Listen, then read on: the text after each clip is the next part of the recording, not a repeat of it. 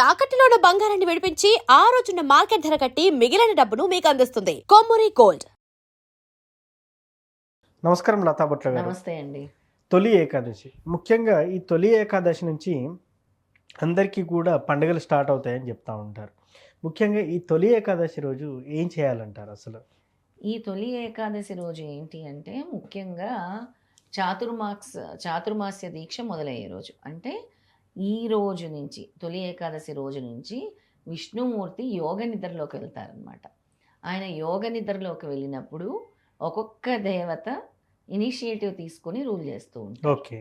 అందుకనే ముందు మనం చూసుకుంటే లక్ష్మీదేవి మనకి Yes. శ్రావణ మాసం వస్తుంది. ఎస్ ఇది అవ్వగానే లక్ష్మీదేవి టేక్ ఓవర్ చేస్తారు. ఎస్ తర్వాత ఎవరు చేస్తారు? విఘ్నేశ్వరుడు, ఎస్ తర్వాత ఈశ్వరుడు, ఎస్ ఇవన్నీ వస్తూ ఉంటాయి కదండి అవును. మనకి.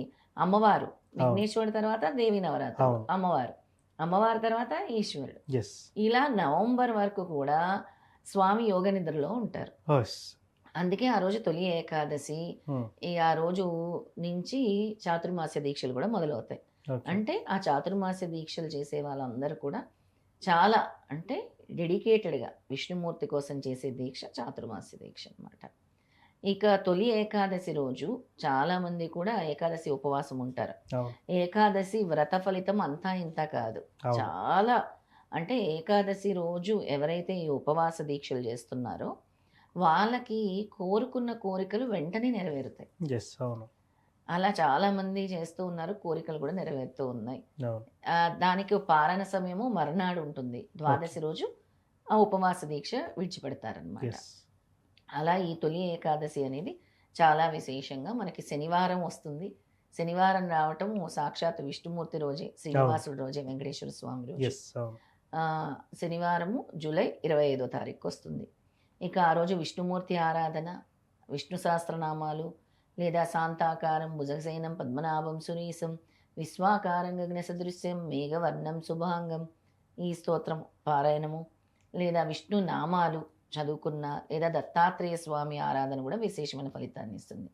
ఆ రోజు తులసి పూజ కూడా విశేష ఫలితాన్ని ఇస్తుంది. తులసి మాల వేస్తే కూడా స్వామికి మనకుండే ప్రాబ్లమ్స్ అనేవి తొలుగుతాయి. ఎస్ ఎక్కువగా సమస్యలతో బాధపడుతూ ఉంటారు. అవును. ఆ సమస్యలు ఉండే వాళ్ళందరూ కూడా తులసి మాలని సమర్పించండి. ఆ రోజు వెంకటేశ్వర స్వామి దేవాలయాల్లో కానీ విష్ణు ఆలయాల్లో కానీ ఆ తులసి మాల సమర్పించడం వల్ల మీకుండే బ్లాకేజెస్, అడ్డంకులు అనేవి తొలుగుతాయి. ఎస్ అలాగే తులసి మొక్కలో కాయిన్ అనేది పాతేయాలన్నమాట. ఓకే. కాయిన్ ఎవరు చూడకుండా కాయిన్ ఆ తులసి కుండి ఉంటుంది కదా, అవును.